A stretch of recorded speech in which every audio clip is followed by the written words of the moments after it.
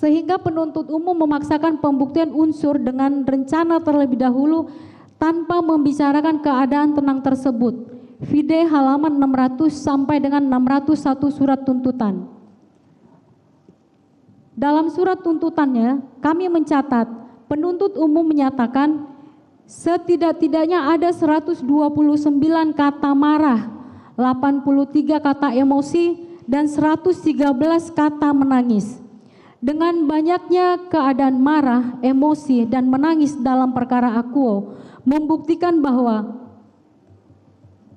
unsur forbedarat tidak terbukti.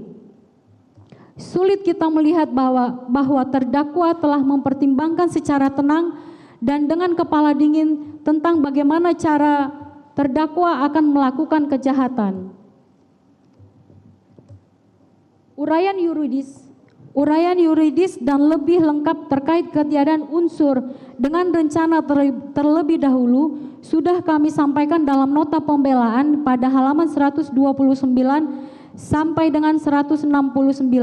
Ringkasnya, dalam nota pembelaan tersebut unsur ini tidak terbukti secara sah dan meyakinkan.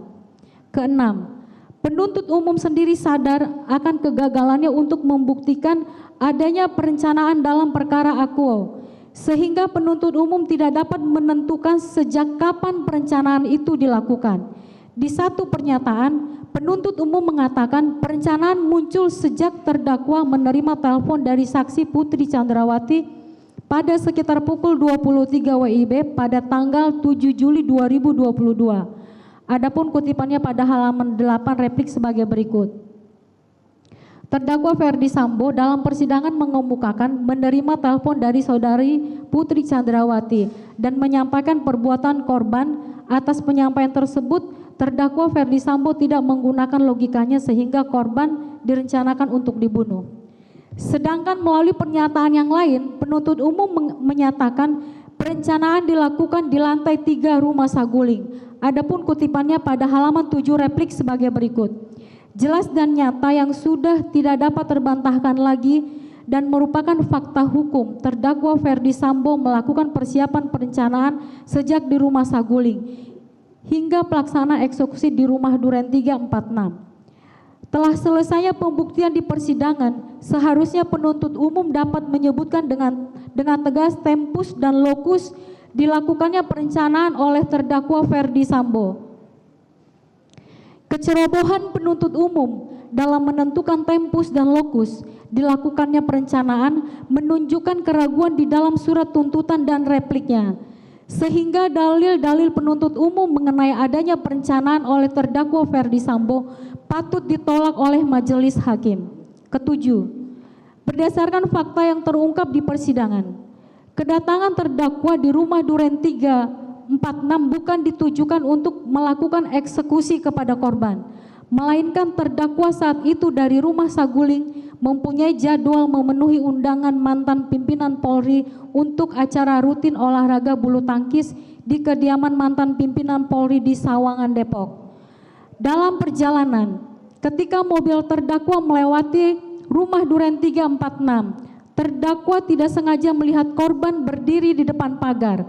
Hal tersebut lantas mengakibatkan emosi terdakwa memuncak. Segera terdakwa meminta supir menghentikan mobil. Terdakwa Sambo kemudian turun dari mobil, lalu masuk ke rumah dan meminta saksi Kuat Makruf yang kebetulan ada di sana untuk memanggil saksi Riki Rizal dan korban agar menemui terdakwa. Dengan amarah yang memuncak, terdakwa melakukan konfirmasi kepada korban, namun korban menjawab dengan lantang, "Kurang ajar bagaimana, Komandan?" Seolah tidak ada satu apapun yang terjadi. Mendengar perkataan korban, kesabaran dan akal pikiran terdakwa pupus. Entah apa yang ada di benak terdakwa pada saat itu. Seketika itu juga terlontar dari mulut terdakwa, "Hajar Cat, kamu hajar Cat." Saksi Richard lantas mengokang senjatanya dan menembak beberapa kali ke arah tubuh korban. Bahkan ketika korban sudah jatuh telungkup, saksi Richard masih menembak korban sehingga mengakibatkan matinya korban. Rangkaian fakta yang telah diungkap di persidangan tersebut sudah cukup membuktikan bahwa terdakwa sama sekali tidak memiliki perencanaan dalam melakukan pembunuhan sebagaimana tuduhan penuntut umum di dalam surat tuntutan dan repliknya.